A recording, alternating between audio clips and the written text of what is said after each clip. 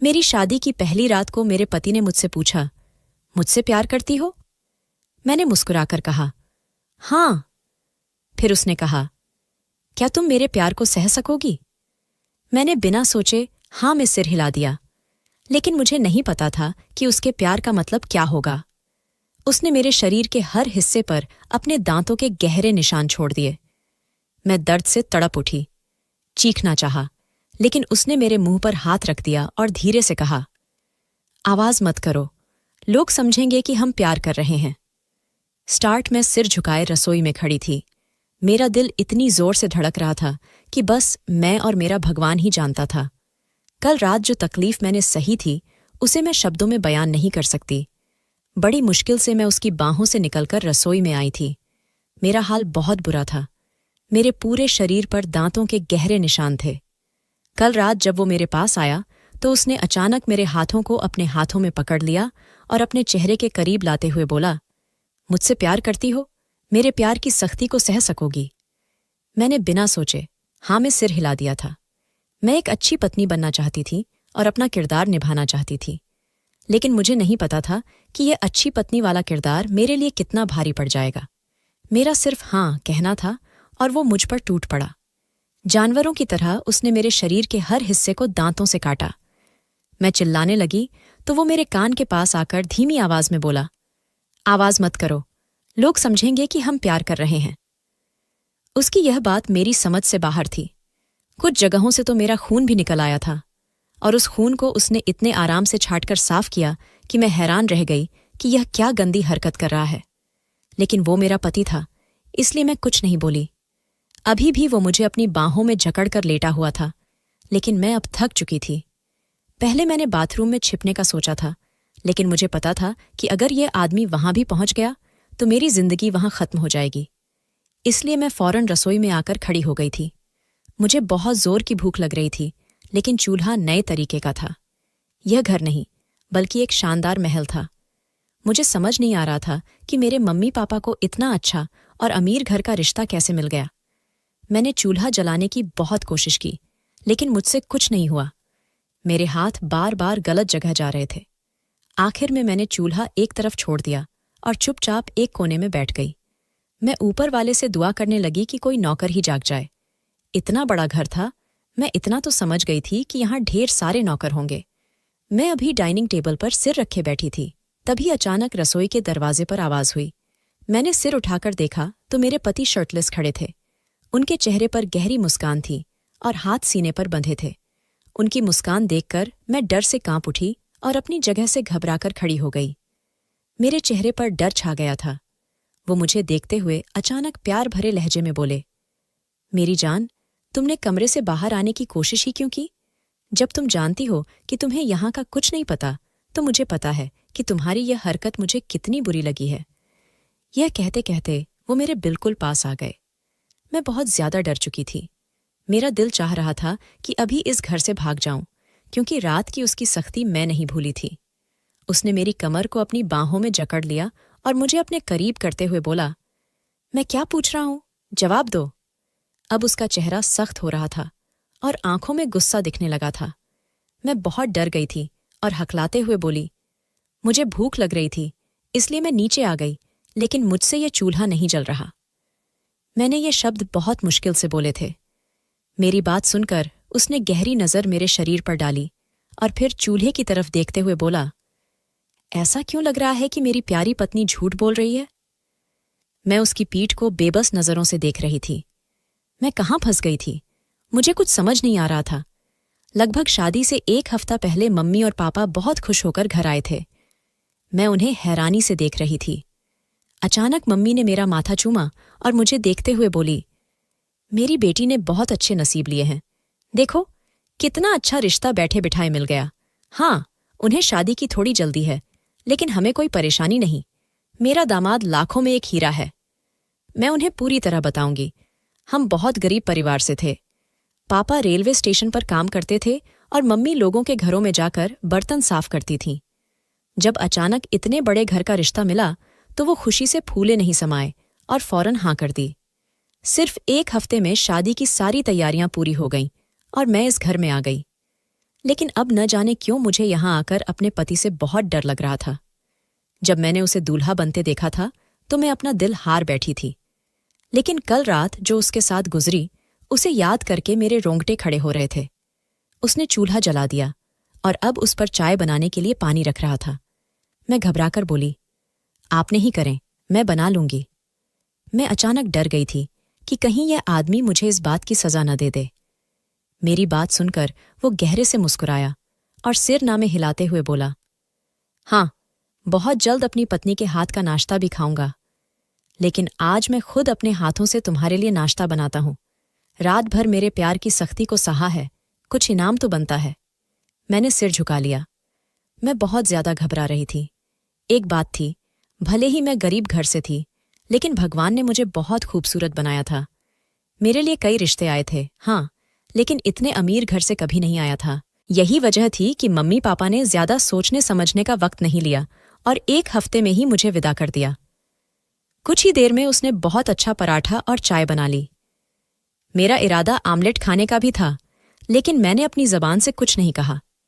पराठा और चाय मेरे सामने रखते हुए वो बोला, अब बताओ, सालन से पराठा लोगी या तुम्हारे लिए आमलेट बना दूं? मेरी जबान उसके होंठों पर आ गई थी। एक पल के लिए मेरा दिल चाहा कि मैं मुंह खोलकर बोल दूं, लेकिन फिर मैं झिझक गई और सिर नामे हिलाते हुए बोली, नहीं नहीं, कोई जरूरत नहीं, मैं चाय से ही पराठा खा लूंगी। वो मेरे बालों में हाथ फेरते हुए बोला, नहीं स्वीटहार्ट, बोलो क्या चाहिए? अब मुझे थोड़ी घबराहट हुई, लेकिन मैंने हिम्मत करके अपनी जबान से कहा, मुझे आमलेट चाहिए। मेरे कहने की देर थी कि उसने फौरन मेरे लिए आमलेट भी तैयार कर दिया। मैं अब उसे हैरानी से देख रही थी, क्योंकि उसने अपने लिए तो नाश्ता बनाया ही नहीं।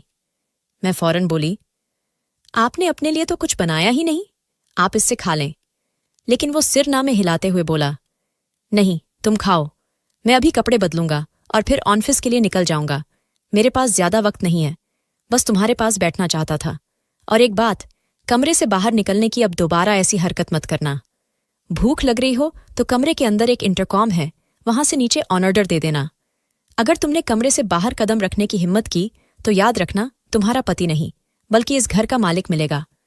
मुझे बिल्कुल पसंद नहीं कि कोई मेरे हुक्म की नाफरमानी करे। मैं बहुत परेशान होकर उसे देखने लगी कि वो मुझसे किस तरह की बात कर रहा था। मैंने चुपचाप नजरें झुका लीं और नाश्ता खाने लगी। 2-4 निवाले में ही मेरा दिल भर गया था, लेकिन अपने पति के सामने मैं एक शब्द नहीं बोल सकती थी, इसीलिए चुपचाप नाश्ता निगल लिया। नाश्ता खाते ही वो अपनी जगह से खड़ा हो गया और मेरी कलाई पकड़कर कमरे की तरफ बढ़ा। मेरा दिल एक बार फिर जोर जोर से धड़कने लगा, क्योंकि मुझे डर था कि कहीं वो फिर मुझ पर वही जुल्म न ढाए। लेकिन शुक्र था कि कमरे में आने के बाद वो मुझे छोड़कर बाथरूम चला गया। मैंने राहत की सांस ली। कुछ देर बाद वो बाथरूम से बाहर आया तो तौलिया लपेटे हुए था। मुझे बहुत शर्मिंदगी हुई। मैंने फौरन सिर झुका लिया। वो हंसते हुए बोला, अब क्या शर्म, हमारा तो रात में ही हर पर्दा हट गया था। मेरे गाल जल उठे। वो फिर हंसते हुए बोला, तुम शर्मा रही हो, मुझे हैरानी हो रही है। हालांकि मैंने तुम्हें रात भर अपने प्यार की बारिश में भिगोया है, फिर भी तुम्हारा यह जवाब देखकर मुझे सचमुच बहुत हैरानी हो रही है। मैंने कुछ नहीं कहा, बस चुपचाप उसकी बात सुन ली। थोड़ी देर बाद वो कपड़े पहनकर मेरे सामने खड़ा हो गया। 3 पीस सूट में वो बहुत खूबसूरत लग रहा था, लेकिन कोई भी उसके इस खूबसूरत चेहरे के पीछे की हकीकत को नहीं जानता था। अचानक वो मेरी गर्दन की तरफ झुका और बिना सोचे समझे उसने अपने दांत मेरी गर्दन में गड़ा दिए। मेरा दम निकलने वाला हो गया। मैं अचानक तड़प उठी और उसकी पीठ पर मुक्के मारे ताकि वो मुझे छोड़ दे, लेकिन वो ऐसा हो गया जैसे उसे कोई फर्क ही न पड़ता हो। और फर्क पड़ता भी कैसे? मैं एक नाजुक लड़की थी और वो एक मजबूत शरीर वाला आदमी था। उसकी बॉडी से ही पता चल रहा था कि वो नियमित जिम करता है। अपनी मर्जी से वो मेरे पीछे से हटा। मेरी गर्दन का खून उसके होंठों पर लगा था। एक मुस्कान मेरी तरफ फेंककर वो बाहर चला गया। मैंने फौरन अपना खून रोका और जल्दी से बाथरूम जाकर उस जगह को धोया। न जाने ये आदमी मेरे साथ क्या करना चाहता था, मुझे कुछ समझ नहीं आ रहा था। मैं चुपचाप बिस्तर पर बैठकर अब रोने लगी। मुझे खुद पर गुस्सा आ रहा था कि मैंने अपने मम्मी पापा से यह क्यों नहीं कहा कि एक बार लड़के की जांच पड़ताल कर लें। वो कैसा है, कहाँ उठता बैठता है, अमीर तो है, लेकिन उसके बारे में जांच लें।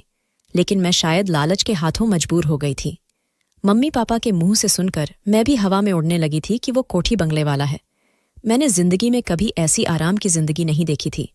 मेरी भी बाकी लड़कियों की तरह यही ख्वाहिश थी कि जिस लड़के से मेरी शादी हो वो बहुत अमीर हो। लेकिन अब जब अमीर आदमी मिल गया और उसकी दरिंदगी मैंने झेली तो मेरे होश उड़ गए। मैं दिल ही दिल में बोली कि इससे तो मेरे पापा अच्छे हैं, भले ही 2 वक्त की रोटी बड़ी मुश्किल से खिलाते हों, लेकिन मम्मी को इतनी तकलीफ कभी नहीं देते। अमीर इंसान के साथ रहना भी बहुत मुश्किल काम है। उसकी अलग अलग ख्वाहिशें होती हैं जो एक बीवी को पूरी करनी पड़ती हैं। काफी देर तक मैं रोती रही। अचानक मेरे पास रखा टेलीफोन जोर जोर से बजने लगा। मैंने परेशान होकर टेलीफोन की तरफ देखा। मुझे समझ नहीं आ रहा था कि इसे उठाऊं या नहीं, लेकिन फिर मैंने सोचकर रिसीवर उठाया और कान से लगाया। तभी मेरे पति की भारी आवाज मेरे कानों से टकराई। किस खुशी में आंसू बहाए जा रहे हैं? ऐसा क्या मैंने तुम्हारे साथ जुल्म कर दिया कि तुम ऐसे रो रही हो जैसे मैं मर गया हूं? उसकी ऐसी बात सुनकर मेरा दिल दहल गया। मैंने बिना सोचे चारों तरफ नजर घुमाई। आखिर उसे कैसे पता चला कि मैं रो रही हूं? मैं कुछ कहती इससे पहले वो बोला, एक बात याद रखना लड़की, तुम पर 24 घंटे मेरी नजर है। अगर अब मैंने तुम्हारी आंख से एक भी आंसू गिरते देखा तो मैं तुम्हारी जान ले लूंगा। मैं बहुत डर गई और जी बोलकर रिसीवर रख दिया। अब तो मैं पूरी तरह सिहर चुकी थी। चारों तरफ ऐसे नजरें घुमा रही थीं जैसे मैं अपने ही कमरे में किसी चोर की तरह रह रही हूं। वक्त धीरे धीरे गुजरने लगा। एक कमरे में रहते रहते मुझे अब घुटन होने लगी थी। दोपहर के 3 बज गए थे। मेरा दिल चाह रहा था कि कमरे से बाहर चली जाऊं, लेकिन मैं जानती थी कि वो आदमी मुझे किसी कीमत पर इस गलती को माफ नहीं करेगा। मुझे अब भूख भी सताने लगी थी, इसलिए मैं अपनी जगह से उठी और सामने लगे इंटरकॉम की तरफ बढ़ी। कांपते हाथों से मैंने इंटरकॉम उठाया और कान के पास लगाया। मेरा दिल बहुत घबरा रहा था। मैं कुछ कहती इससे पहले एक औरत की आवाज मेरे कानों से टकराई। हाँ मैडम, आपका क्या ऑर्डर है? मैंने धड़कते दिल से बस इतना कहा, मुझे भूख लग रही है, कुछ खाने के लिए ला दो। कुछ पल वहां खामोशी छाई रही। फिर वही औरत की आवाज आई, मैडम बताएं आप क्या खाएंगी, हम अभी आपके लिए ला देंगे। मैं घबराकर बोली, जो भी है आप मुझे ला दें, मुझे बहुत भूख लग रही है। ये कहते ही मैंने इंटरकॉम रख दिया। मुझे बात करना भी नहीं आ रहा था। हमारे घर में ऐसे फोन नहीं होते थे। ये घर बहुत शानदार था, लेकिन अब मुझे यहां बहुत डर लग रहा था। लगभग 10 मिनट बाद कमरे के दरवाजे पर खटखटाहट हुई। मैंने कमरे का दरवाजा खोला तो सामने एक नौकरानी खाने की ट्रे थामे खड़ी थी। मैंने रास्ता दिया तो वो अंदर आ गई और ट्रे रखते हुए बोली, मैडम आगे से आप खाने का मेन्यू तय कर लीजिएगा। ये मैंने आपके लिए अभी हल्का फुल्का बना दिया है, और आप रात में क्या खाएंगी मुझे अभी बता दें। मैं चुपचाप उसकी तरफ बढ़ी। जब मैंने ट्रे हटाई तो उसमें कई तरह के सालन थे, साथ में चावल भी थे और रोटी भी थी। मैंने भगवान का शुक्र किया और उसकी तरफ देखते हुए बोली, रात में भी यही खा लूंगी, आपको परेशान होने की जरूरत नहीं। यह कहते ही मैं खाना खाने लगी। वो सिर हिलाकर कमरे से चली गई। खाना खाने के बाद अचानक मुझ पर नींद छाने लगी। मुझे इतनी नींद आ रही थी कि इसका कोई हिसाब नहीं था। मैंने खाने की ट्रे आगे सरका दी। पानी गिलास में डालकर मैं बिस्तर पर लेट गई। नींद के ऐसे झोंके आ रहे थे कि मैं खुद हैरान रह गई। अभी थोड़ी देर पहले मैं बिल्कुल ठीक थी। बिस्तर पर लेटते ही मैं कब नींद की दुनिया में चली गई, मुझे खुद पता नहीं चला। मेरी आंख लगभग 2 घंटे बाद खुली, लेकिन मैं अचानक परेशान होकर उठ बैठी, क्योंकि मैं अब उस बिस्तर पर नहीं थी जहां मैं सोई थी। मैं एक अंधेरे कमरे में थी। मेरा दिल जोर जोर से धड़कने लगा। चारों तरफ मैंने पागलों की तरह नजरें घुमाई, लेकिन मुझे कुछ दिखाई नहीं दे रहा था। मैं जमीन पर पड़ी थी। मैं लगातार अपने भगवान को और अपने मम्मी पापा को पुकार रही थी।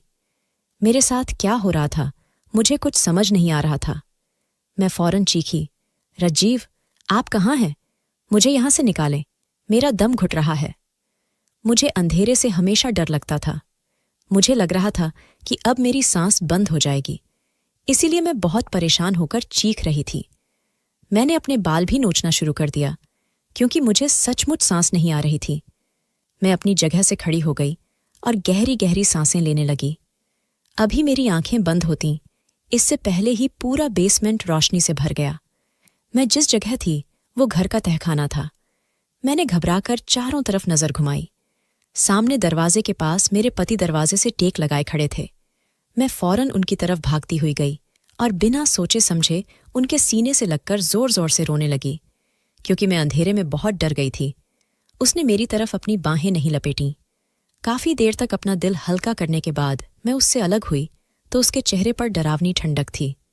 मैं कुछ कहती, इससे पहले उसने मेरे बालों को अपनी सख्त पकड़ में लिया। अपना चेहरा मेरे चेहरे के करीब लाते हुए बोला, किसकी इजाजत से तुमने नौकरों पर अपना फैसला छोड़ा? तुम्हें एक बार यह ख्याल नहीं आया कि मुझे फोन करके पूछ लो कि मैं दोपहर में क्या खाऊं? उसकी सख्त आवाज सुनकर मुझे अपनी रीढ़ की हड्डी में सिहरन महसूस हुई।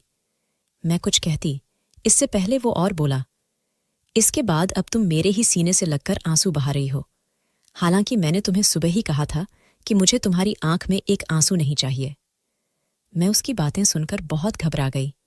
मेरे शरीर का हर हिस्सा कांप रहा था।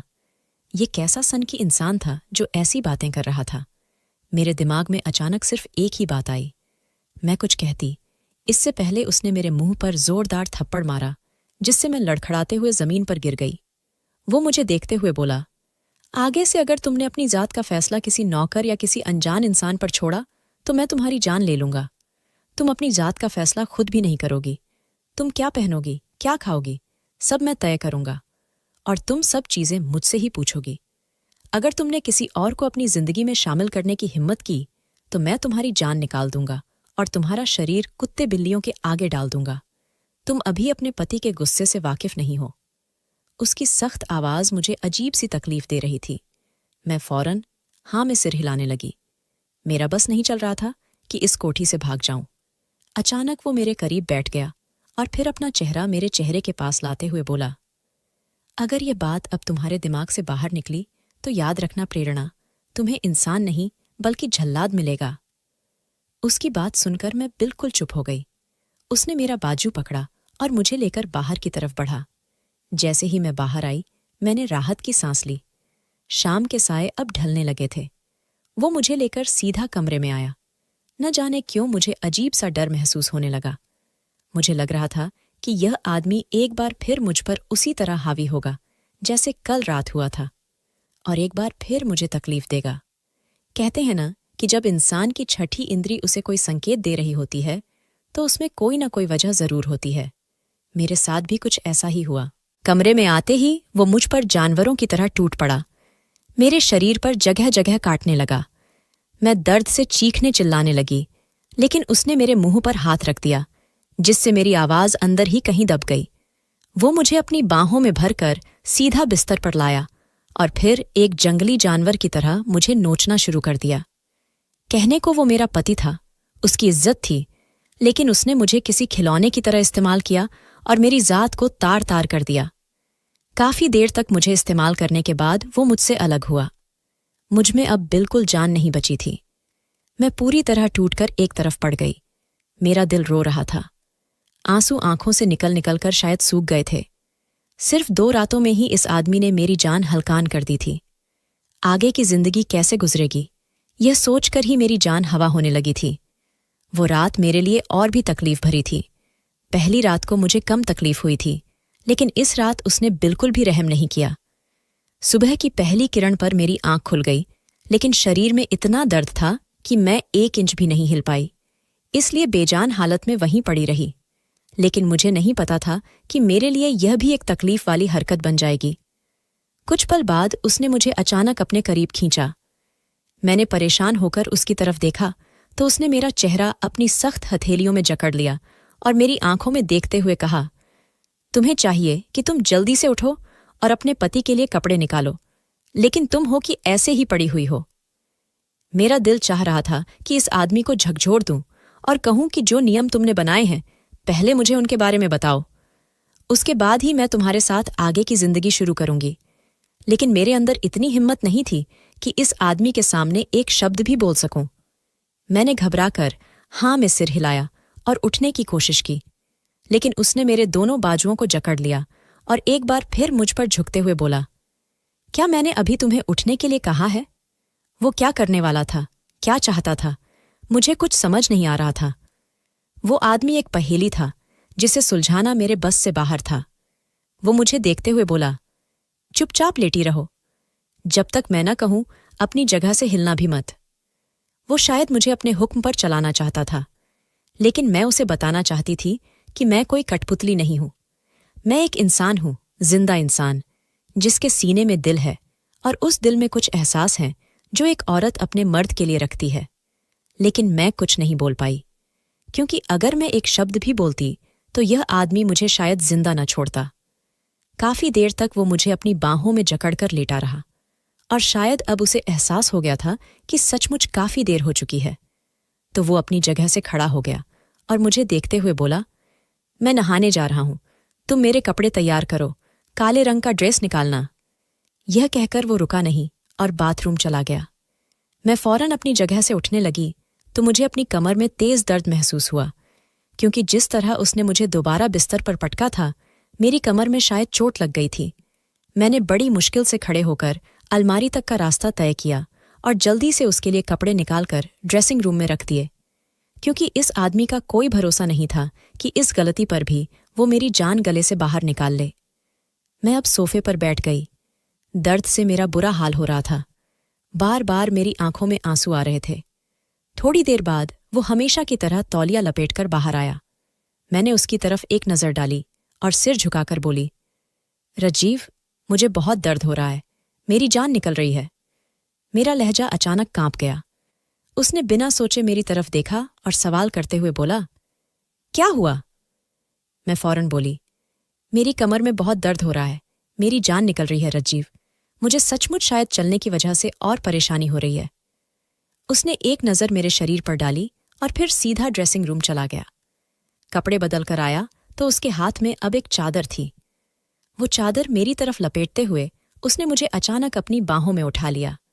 मैंने घबराकर उसकी तरफ देखा तो वो मुझे देखते हुए बोला, तुम्हारी हालत मुझे ठीक नहीं लग रही, मैं तुम्हें डॉक्टर के पास ले जा रहा हूं। वहां तुम्हारी मालिश वगैरह होगी तो तुम बेहतर महसूस करोगी। एक पल के लिए मुझे हैरानी हुई कि यह आदमी, जो मुझे कमरे से बाहर जाने की इजाजत नहीं देता था, अपनी मर्जी से मुझे हर हुक्म देता था, वो मुझे घर से बाहर ले जा रहा था। मैं हैरानी से उसकी हर हरकत को देख रही थी। वो मुझे लेकर सीधा पोर्च में आया और अपनी गाड़ी की आगे वाली सीट पर बिठाते हुए बोला, डॉक्टर को घर भी बुला सकता था, लेकिन मेरे पास अभी ज्यादा वक्त नहीं है। मैं तुम्हें क्लिनिक छोड़कर सीधा ऑफिस जाऊंगा। अपना चेकअप वगैरह करवाकर तुम वहीं बैठी रहना। लगभग 1 घंटे बाद मैं वापस आकर तुम्हें यहां से ले जाऊंगा। मैंने सिर को हल्का सा हिलाया। थोड़ी दूरी के बाद वो मुझे लेकर एक हॉस्पिटल पहुंचा और एक नर्स को कुछ पैसे देते हुए बोला, इसे ध्यान से डॉक्टर मकेश के पास ले जाओ। उस नर्स ने मेरे शरीर पर एक नज़र डाली। मेरे चेहरे पर उसकी दरिंदगी के निशान थे। मैंने सिर झुकाया हुआ था। वो मेरा हाथ पकड़कर मुझे डॉक्टर मकेश की तरफ ले गई। वो धीमी आवाज में बोली, आप ठीक हैं? मैंने सिर को हल्का सा हिलाया तो वो मेरी कमर पर हाथ रखते हुए बोली, अगर और सहारे की जरूरत हो तो मैं व्हील चेयर मंगवाऊं? मैंने सिर नामे हिलाया और थकी हुई आवाज में बोली, प्लीज मुझे डॉक्टर मकेश के पास ले चलो, मेरी हालत बहुत खराब हो रही है, पीठ में बहुत दर्द है। वो मुझे लेकर सीधा एक केबिन के पास आई और दरवाजे पर खटखटाकर मुझे अंदर ले गई। लेकिन जैसे ही मेरी नज़र उस डॉक्टर पर पड़ी, मैं हैरानी से सामने बैठे शख्स को देखने लगी, क्योंकि वो शख्स बिल्कुल मेरे पति की शक्ल का था। मैं हैरान हो गई। मैंने एक नज़र उस नर्स को देखा और दूसरी नज़र उस डॉक्टर को देखा, जो मुस्कुराते हुए मुझे ही देख रहा था। वो अपनी जगह से खड़ा हुआ और मेरी तरफ आया। मेरा हाथ पकड़कर बोला, भाभी, मैं आपका देवर हूं, तुम जाओ, मैं इसे संभाल लूंगा। वो बोलकर मुझे बहुत ध्यान से कुर्सी पर बिठा चुका था। मैं अभी तक यकीन नहीं कर पा रही थी। न जाने क्यों मुझे लग रहा था कि यह शख्स ही मेरा पति है, बस नाटक कर रहा है। लेकिन एक बात उसमें अलग थी, उसके हाथ पर टैटू नहीं था, जबकि मेरे पति के हाथ पर टैटू था। इसी वजह से मैं थोड़ा सुकून महसूस कर पाई। वो मुझे देखते हुए बोला, क्या हुआ, आपके चेहरे पर यह निशान कैसे हैं? लेकिन अचानक वो बोलते बोलते रुक गया, क्योंकि उसकी नज़र मेरी गर्दन पर भी चली गई थी। वो नज़रें चुराते हुए बोला, आपने उनसे शादी क्यों की? उसके अचानक सवाल पर मैंने बिना सोचे उसकी तरफ देखा। कहने को वो उसका भाई था, फिर भी वो मुझसे ऐसा सवाल क्यों कर रहा था? मैं कुछ कहती, इससे पहले वो बोला, आपको भाई की हकीकत मालूम है? मैंने इस बार भी कुछ नहीं कहा। मैं चुपचाप उसे देखने लगी कि वो क्या पूछ रहा है। वो और कुछ कहता, इससे पहले मैं बोली, मेरी पीठ में बहुत दर्द हो रहा है। ये सवाल करके आप मेरे वक्त के सिवा कुछ नहीं बर्बाद कर रहे। प्लीज मेरा इलाज कर दें। मेरी बात सुनकर उसने सिर को हल्का सा हिलाया और अचानक एक महिला डॉक्टर को अपने कमरे में बुला लिया। उस महिला डॉक्टर ने भी मुझे एक नज़र देखा और फिर मुझे अंदर ले गई। मुझे उल्टा लिटाकर वो धीरे धीरे मेरी कमर पर कोई मरहम लगाने लगी। वो अचानक बोली, जानती हो मैं कौन हूं? मैंने सिर ना में हिलाया तो वो मुस्कुराते हुए बोली, तुम्हारे पति की भाभी, यानी उसके छोटे भाई की बीवी और तुम्हारी देवरानी। हम दोनों पति पत्नी डॉक्टर हैं। मैंने फिर भी कुछ नहीं कहा, यानी मेरे पति ने मुझे अपने ही घर वालों के पास भेजा था। इसलिए मैं कोई भी बेकार की बात नहीं करना चाहती थी जिससे मेरी जिंदगी मुश्किल में आए। वो मेरे बालों में हाथ फेरते हुए अचानक बोली, मुझे बहुत दुख है कि तुम्हारी शादी ऐसे इंसान से हो गई, लेकिन तुम नादान हो। तुम्हें उनके बारे में जांच पड़ताल करनी चाहिए थी। ऐसे कैसे तुमने अपनी जिंदगी को इतने बड़े नर्क में झोंक दिया? तुम्हें मालूम है, जिस इंसान से तुमने शादी की उसके साथ रहते हुए तुम्हें अपनी जिंदगी का भरोसा भी नहीं रखना चाहिए। यह दर्द तो बहुत छोटी बात है मेरी जान। अब तुम अपने आप को बहुत मजबूत बनाओ। जब तक जिंदा हो तब तक अपने लिए लड़ो। कब तक तुम इस तरह बेइज्जत होकर यहां आओगी? मैंने हैरानी से उसकी तरफ देखा और बिना सोचे बोली, आपका मतलब क्या है? कौन मुझे मारेगा? और आप किस तरह की बातें कर रही हैं? मुझे उसकी बातें बहुत अजीब लगीं और चुभी भी, इसलिए मैं फौरन बोली। वो मेरी बात सुनकर हल्के से मुस्कुराई और सिर ना में हिलाते हुए बोली, कोई बात नहीं, मैं बस यूं ही बोल रही थी। बस अपना ख्याल रखना, और कभी भी तुम्हारा पति तुम्हारे साथ दरिंदगी करने की कोशिश करे तो हिम्मत से उसका सामना करना। ऐसे खुद को उसके हवाले करके उसे अपनी मनमानी नहीं करने देना। यह कहकर वो मुझे बाहर ले आई। डॉक्टर मकेश भी चुपचाप मुझे ही देख रहे थे। मैं अब थक चुकी थी। जब वो दोनों मुझसे इतनी हमदर्दी दिखा रहे थे तो मेरा भी हक बनता था कि मैं उनसे पूछूं कि वो बोलना क्या चाहते हैं। मैं डॉक्टर मकेश की तरफ देखते हुए बोली, आपके भाई को आने में आधा घंटा है। मैं आपसे कुछ सवाल करना चाहती हूँ। क्या आप मुझे अपनी छोटी बहन या अपना मरीज समझकर सच सच बताएंगे? मेरी बात सुनकर डॉक्टर मकेश ने अपनी चश्मे की आंखों से मुझे देखा और सिर हिलाते हुए बोला, बोलो, क्या बात है? कुछ पल मैं खामोश रही। मैं जानती थी कि अगर इस शख्स ने मेरे पति को इन बातों के बारे में बता दिया तो वो मेरी जान ले लेगा, मुझे कहीं का नहीं छोड़ेगा। सिर्फ अपना फैसला मैंने एक नौकरानी पर छोड़ा था तो उसने मुझे बेसमेंट में बंद कर दिया, मेरे चेहरे पर थप्पड़ मारा और फिर सारी रात मुझे तकलीफ दी। और अगर उसे पता चल गया कि मैंने उसके भाई से ऐसे सवाल किए हैं तो वो मुझे बिल्कुल नहीं छोड़ेगा। लेकिन मैंने हिम्मत नहीं हारी। मैं उसकी तरफ देखते हुए बोली, आपका भाई बहुत अजीब हरकतें करता है। दांत गाड़कर खून निकालता है और उसे छाटने लगता है। अजीब सी बेकार हरकतें करता है। अगर मैं उसके खिलाफ जरा सा भी कुछ करूं या अपनी जात के लिए अपनी मर्जी से कोई काम करूं तो वो जानवर बन जाता है। यह सब माजरा क्या है? वो ऐसा बर्ताव क्यों करता है? क्या उसके अतीत में कोई दर्द छिपा है या कोई और बात है? मेरी बात सुनकर डॉक्टर मकेश खामोश हो गए। कुछ देर कमरे में खामोशी छाई रही। अचानक उसकी बीवी बोली, जब तुमने यह शादी की थी क्या तुम्हारे घरवालों ने तुम्हारे पति के बारे में जांच पड़ताल की थी? उसकी कोठी में जाकर पता किया था कि यह कैसा इंसान है, या फिर उसके ऑफिस में पता करवाया था? मैंने सिर ना में हिलाया। वो मुझे देखते हुए और बोली, यह शादी कितने वक्त में हुई? मतलब तुम और वो कितने दिनों में एक दूसरे के हुए? ये रिश्ता कितने दिन तक चला? मैं फौरन बोली, सिर्फ 1 हफ्ता। मम्मी और पापा एक दिन घर आए थे और उन्होंने कहा कि तुम्हारे लिए एक बड़ी कोठी वाले का रिश्ता आया है और हमने हाँ कर दी है। मुझे नहीं मालूम कि मम्मी पापा ने उनके बारे में जांच पड़ताल की थी या नहीं।